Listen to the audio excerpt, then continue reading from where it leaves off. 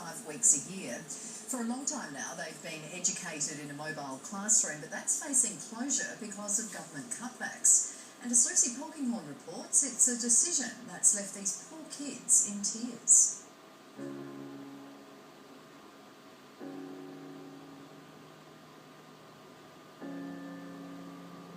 You know, it's our whole life, this school for these kids, and without it, it's just devastating.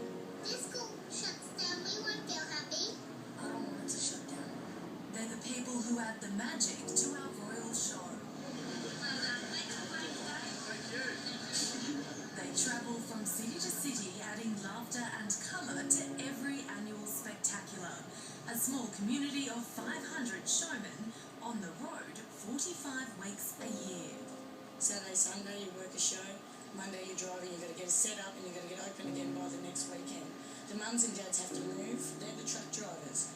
They're we do the paperwork, we do the setting up. The mums and dads, we are all small, independent owner-operators.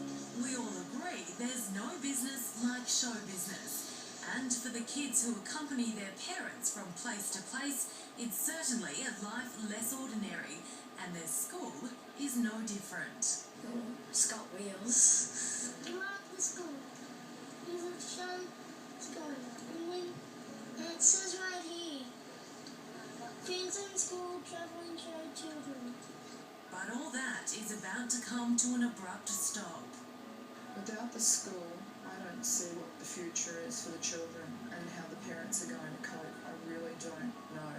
Although the funding comes from the Sunshine State, the kids come from all over. For the past 12 years, 2 travelling schools follow the show circuit around Australia, ensuring the 50-odd students from Kinder to Year 7 get a proper education. We like our school because we do homework and fun stuff. But mobile classrooms have had their funding cut, the Queensland government claiming it can no longer afford to support the national service. From next year, school's out for good.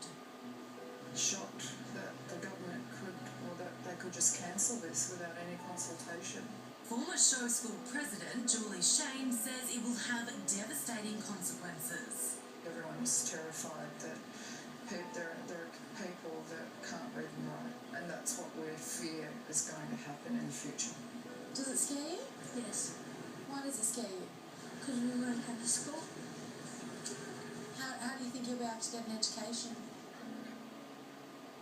Distance education via the net has been suggested, which means no classroom, no schoolmates, no teacher.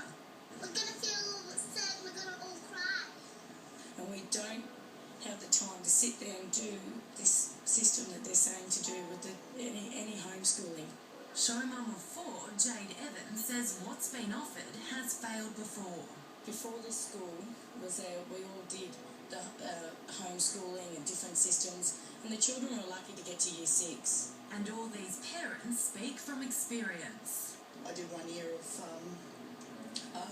correspondence, Year 1, but I couldn't do it by myself, and my parents were working, so I stopped. We never went through school.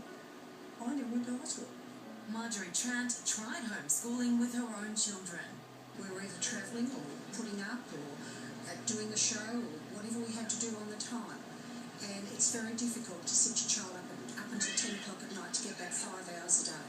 We don't have the time to sit down, as do any other full-time working parents do, to do distance education.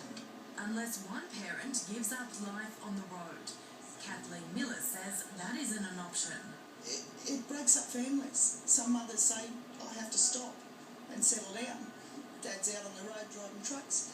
That doesn't keep a family together. I don't want to be separated from my husband. Or we send them to school, to a boarding school at 5 years of age. For me personally, I went to boarding school at 5 years old. I've got a 5-year-old daughter. I don't want to be sending her off to school. The travelling school solved all those problems for show families. Now they face a heartbreaking decision. You look in my child's eyes and see what choice you want to make.